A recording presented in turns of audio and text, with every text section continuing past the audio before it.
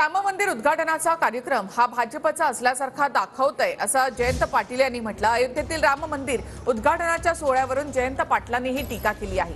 मंदिरासाठी जगभरातून पैसे आले, काही जण त्याचा गैरफायदा घेतायत असं जयंत पाटलांनी म्हटलं। अयोध्येमधील कार्यक्रम रामाचा आणि भाजपचा नाही अशी टीकाही जयंत पाटलांनी केली आहे।